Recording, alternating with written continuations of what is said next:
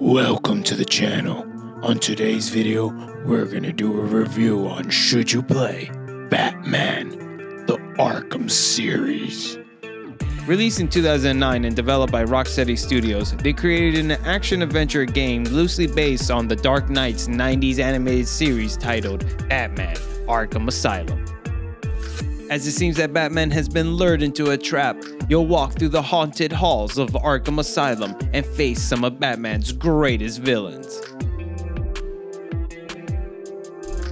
Now, what made this title special was the gameplay. It was honestly one of the best and most refined action brawlers of the time and genre, so it made it far more appealing for non-comic book and Batman fans to want to give the game a try, especially that the acting and story was so great. It made you want to progress and experience what the story had to offer because the gameplay mechanics were so refined. And the way that Rocksteady implemented some of traditional gameplay mechanics that you find in other games into Batman's tech is what elevated this title, because it made it easier to understand and also was a mechanic that players wanted to use because they were playing as the Batman. And it was so interesting to play a superhero game with so many dark and horror themes as you truly felt as the villains took over this madhouse. And in 2011, they expanded the series with a sequel that went full open world and allowed you to explore the city of Gotham. It still had its horror and dark elements, but translated very well to the open world, especially that the traveling and gameplay mechanics really elevated so you felt more like the Batman. And the story is far more complex and grander than the first title. From the encounters you have and the enemies that you'll face, you feel like they threw the entire kitchen sink of Batman content at you. And the game is almost double in size in every way from the first title. From the story, gameplay, environments, and gadgets at you, it's almost shocking the amount of things that you can do and try in this game.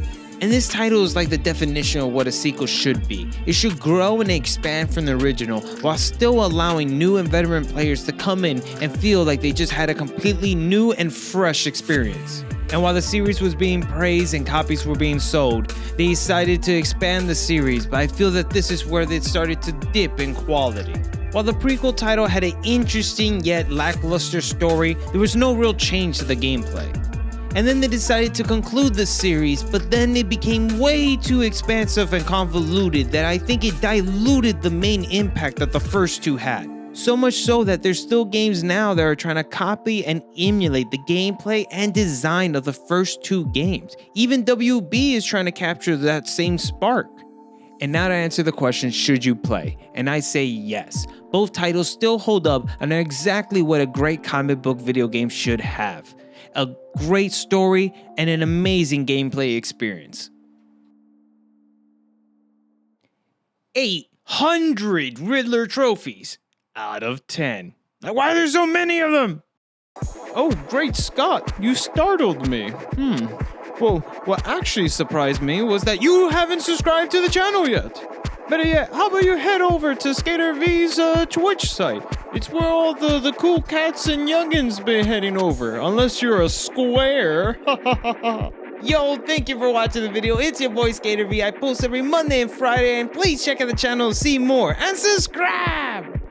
Oh yes, and how about you head over to chat and get down and groovy with us? Maybe V might even answer one of your calls on Discord. Maybe you can even convince him to change that dirty beanie of his. Well, until then, we'll catch you to the next one. And Wakanda forever. Peace!